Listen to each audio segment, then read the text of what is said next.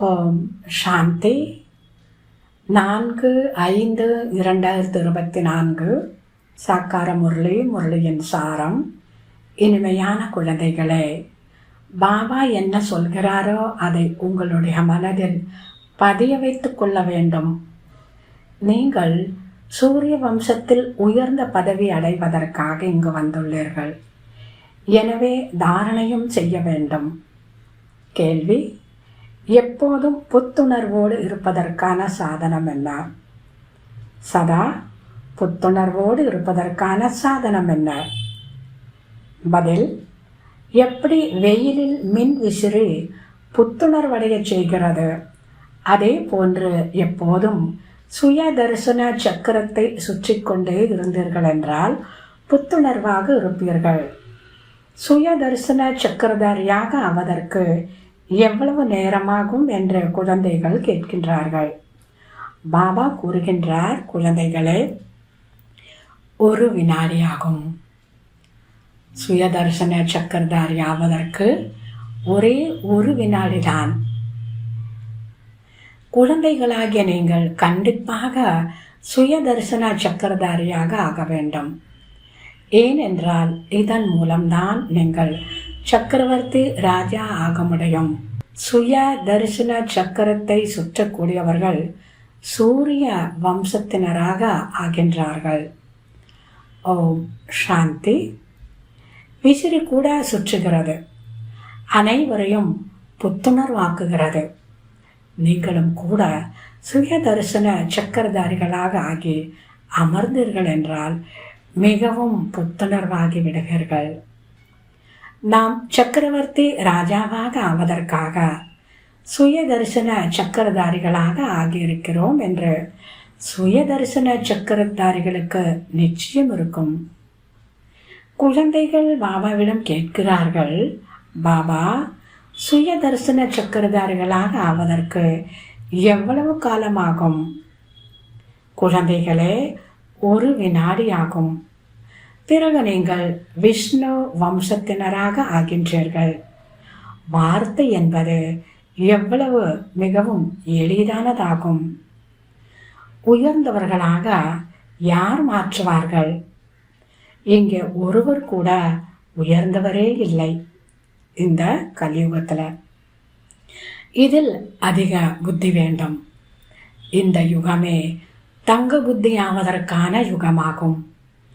பாபா கல்லு புத்தியிலிருந்து தங்க புத்தியாக மாற்றுகின்றார். ஒரு சத்தியமானவரின் சேர்க்கைதான் கரை சேர்க்கும். கெட்ட சகவாசம் மூழ்கெடுத்துவிடும் என்று சொல்லப்படுகிறது. சத்தியமான பாபாவை தவிர மீதி உலகத்தில் கெட்ட சேர்க்கையே ஆகும்.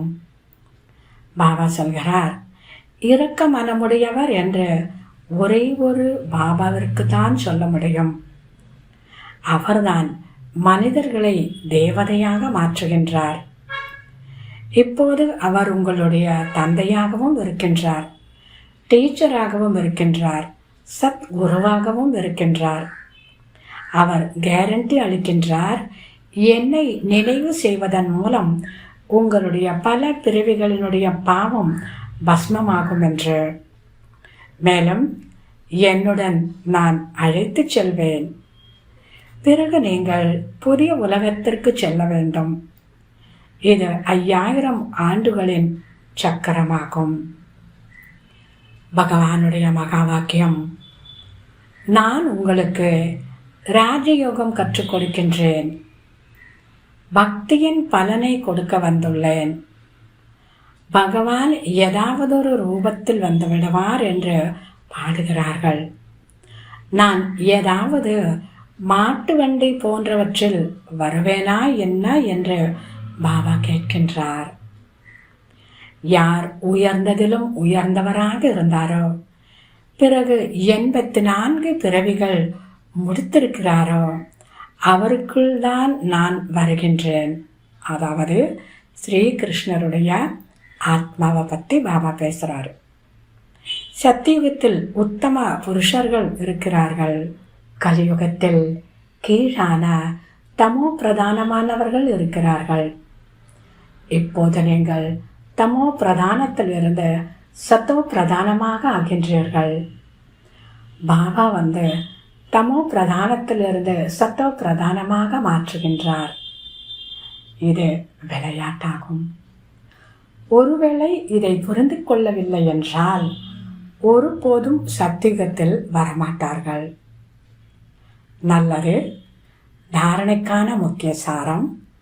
முதலாவது, ஒரு பாபாவின் சேர்க்கையின் மூலம் தன்னை தங்க புத்தியுடையவர்களாக மாற்ற வேண்டும். ஒரு பாபாவினுடைய சேர்க்கையின் மூலம் தன்னை தங்க புத்தியுடையவர்களாக மாற்ற வேண்டும்.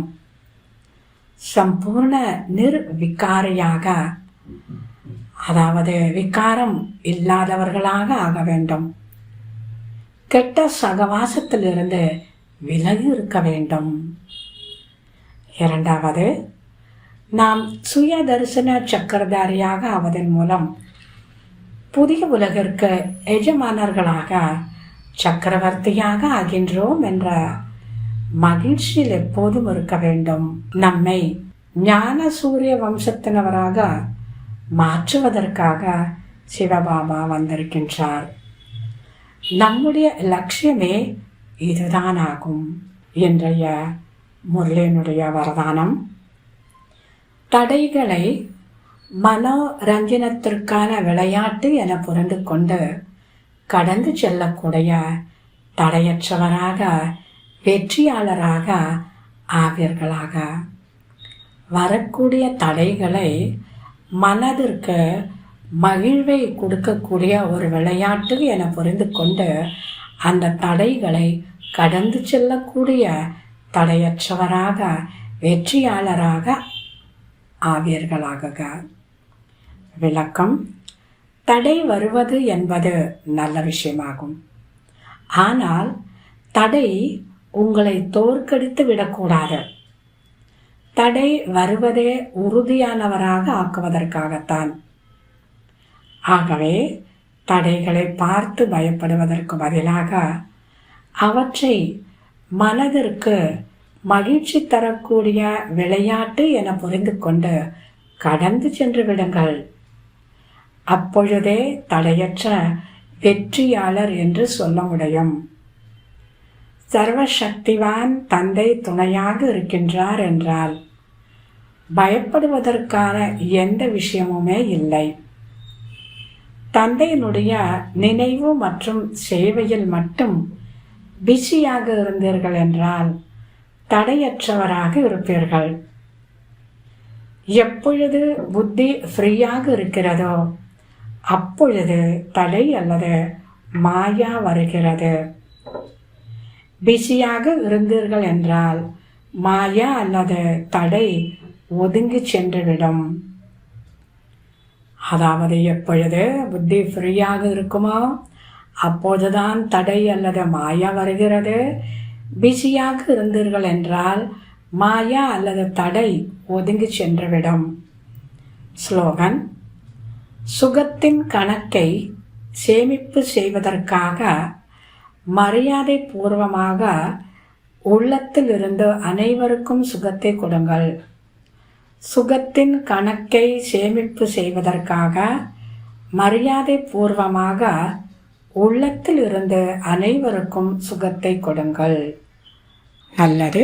இனிமையிலும் இனிமையான 5000 வருடங்களாக காணாமற் போய் மீண்டும் கண்டெடுக்கப்பட்ட செல்ல குழந்தைகளுக்கு தாய் தந்தை பாப் தாதாவின் அன்பு நினைவுகள் மற்றும் காலை வணக்கம். ஆன்மீக குழந்தைகளுக்கு ஆன்மீக தந்தையின் நமஸ்காரம். ஆன்மீக தந்தைக்கு ஆன்மீக குழந்தைகளின் நமஸ்காரம். ஓம் சாந்தி.